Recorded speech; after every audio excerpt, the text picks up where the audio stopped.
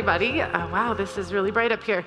So I like to tell people I have the best job in the world. I get to work on the front lines, and I work with people who are struggling with the disease of addiction, and I work with them as they find their route to living a life of recovery.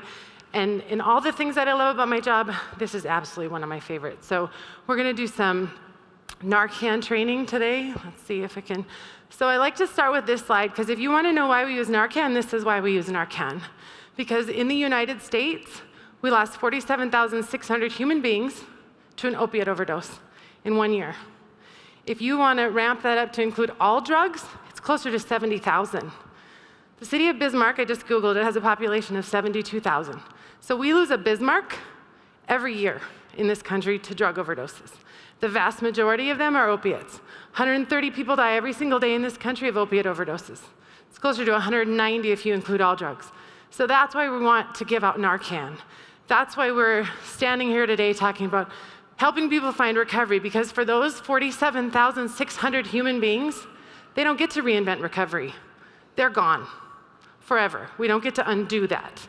So what we want to do with Narcan is keep people alive so that they can find recovery. So what about in the state of North Dakota? Well, in 2013, we lost 20 people to an opiate overdose. In 2017, we lost 68.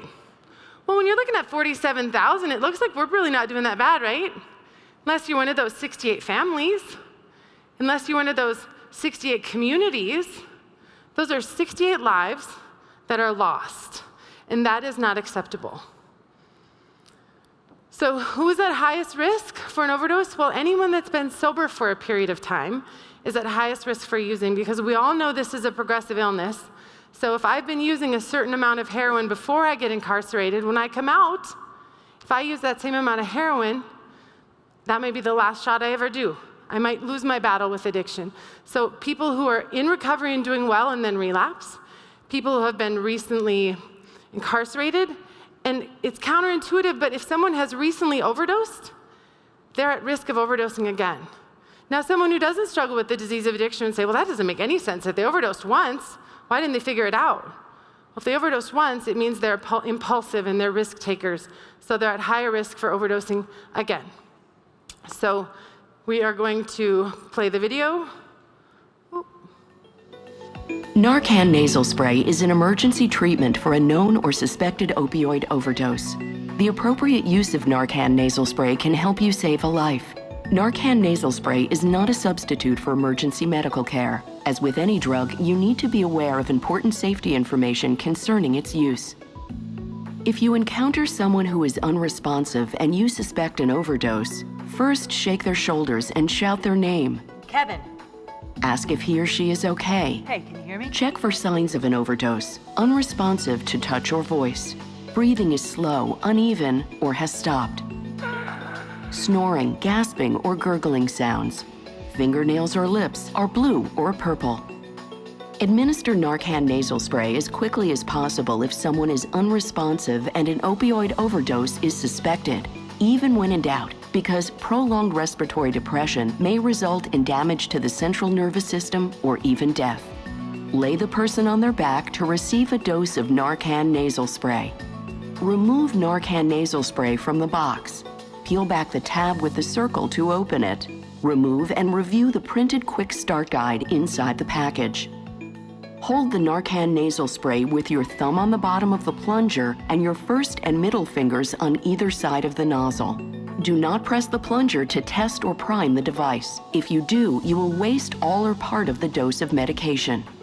Tilt the person's head back and provide support under the neck with your hand. Gently insert the tip of the nozzle into one nostril until your fingers on either side of the nozzle are against the person's nose. Press the plunger firmly to give the full dose of Narcan nasal spray. Remove the device from the nostril after giving the dose. After you have given this medication, seek emergency help right away. Narcan nasal spray is not a substitute for emergency medical care. I'm with somebody who stopped breathing. I think they've had an overdose. Move the person on their side after giving Narcan nasal spray. If possible, put their hands under their head and bend their upper leg forward. This helps prevent the person from rolling onto their stomach. This is known as the recovery position. Continue to watch the person closely. If they do not wake up or respond to your voice or touch, or if they do not seem to be breathing normally within 2 to 3 minutes, use a new Narcan nasal spray to give an additional dose in the other nostril. Acute opiate withdrawal symptoms may occur from use of Narcan nasal spray in patients who are opioid dependent. Symptoms include body aches, diarrhea, increased heart rate or tachycardia, fever, runny nose, sneezing, goosebumps, also known as piloerection, sweating, yawning, nausea or vomiting, nervousness, restlessness or irritability, shivering or trembling, abdominal cramps, weakness, and increased blood pressure. When the emergency is over, put the Narcan nasal spray back in its box and throw it away in a place that is away from the reach of children. In addition to watching this video, please read the quick start guide that comes with Narcan nasal spray before using it. Talk to a healthcare professional if you have any questions about how to administer Narcan nasal spray. Please read the indications and important safety. Okay, did y'all get that? This is it, right? Peel, nose, push, right? My 8-year-old had to go to one of my speaking engagements. He goes, Mom, I think I could even get a Narcan. That's right, buddy. Even you could give Narcan. So we have to watch that video so that when we give you your Narcan, you check the box that says you're 18, you check the box that says you saw the instructional video. That's just part of what we have to do so that we can give it away. What you need to remember, Narcan is not a substitute for emergency medical care.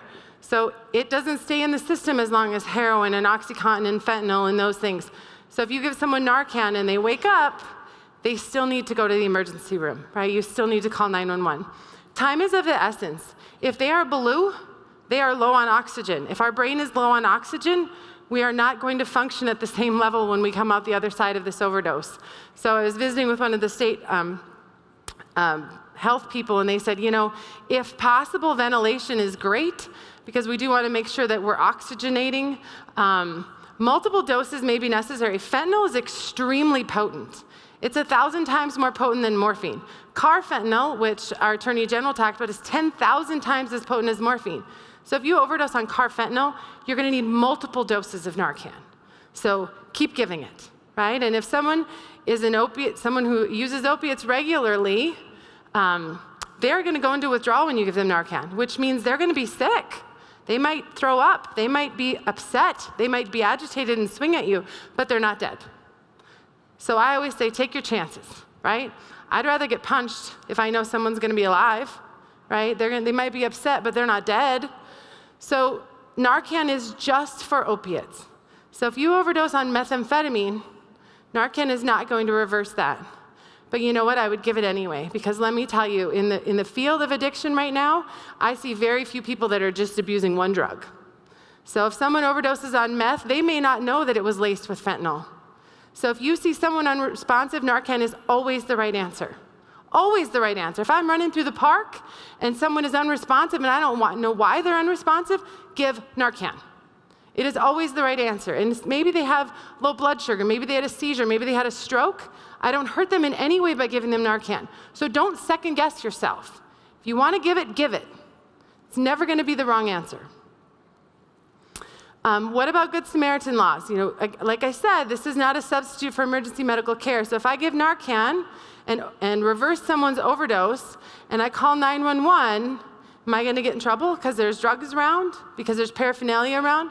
Well, the Good Samaritan law, which was passed in 2015 by the North Dakota State Legislature, protects up to 3 people, I believe, friends and family members and bystanders who call 911, who stay until the emergency responders arrive, and then they are helpful to them.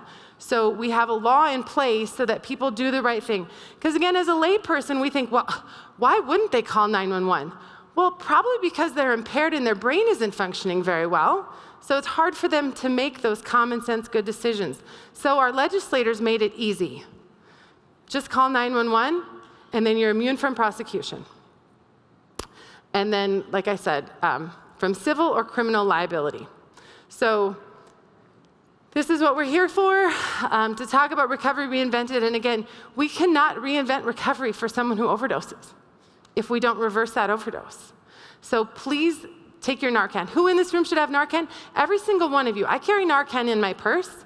I don't have anyone in my immediate circle who abuses opiates, but you know what? I live in this community. I go to the library. I run in the parks.